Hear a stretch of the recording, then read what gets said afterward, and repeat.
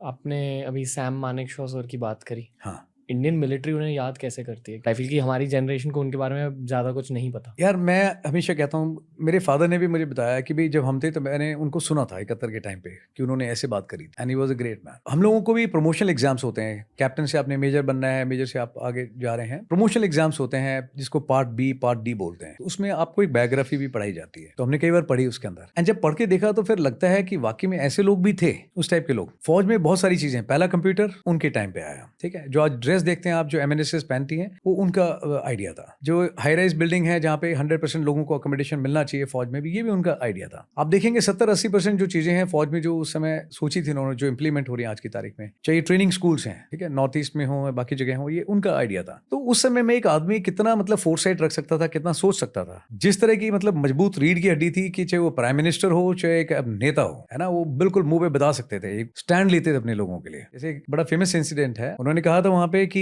किसी ने एक कॉन्फ्रेंस दी, एंड उस कॉन्फ्रेंस में देयर वाज सम ब्रिगेडियर और कर्नल, तो कोई नेता थे, उन्होंने बोला यस यू खिड़की खोल दो और समथिंग लाइक दैट। उन्होंने वहीं पे क्वेश्चन किया, बड़े मजबूत तरीके से बताया था, लिसन मंत्री जी, he has got a name and he has got a rank, his name is so and so and he has got a rank, address him properly. That was the kind. Indira Gandhi के अभी है हमारे ex prime minister, है ना, when she said कि I hope you are not planning for coup or something, here की Mrs Indira Gandhi, I know I have got a long nose but I don't poke into other affairs.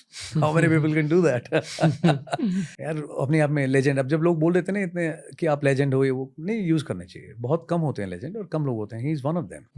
And I am fortunate कि हम लोग उनसे मिले, at least देखा, उनको सुना in person. In person. हमारी यूनिट वहाँ पे थी, एंड वो पीओपी के लिए आए थे देहरादून में, इंडियन मिलिट्री अकेडमी में। सो उस समय फॉर सेरेमोनियल्स एंड बाकी चीज़ों के लिए हमारी यूनिट का जो दस्ता है वो तैनात था उसमें। उनकी ऑरा कैसी है थी? बिल्कुल, यू कैन ओनली फील, आप सिर्फ महसूस कर सकते हो उसको। जो कहते थे मतलब वो दिखता था जुबान पे, आंखों पे और बॉडी लैंग्वेज में कि ये है वो इंसान है ना हु वॉक्स स्टॉक। जो कहते हैं मतलब वो दिखाई देता है चेहरे पे, नीयत में बहुत मजबूत है। I wish we had more like him.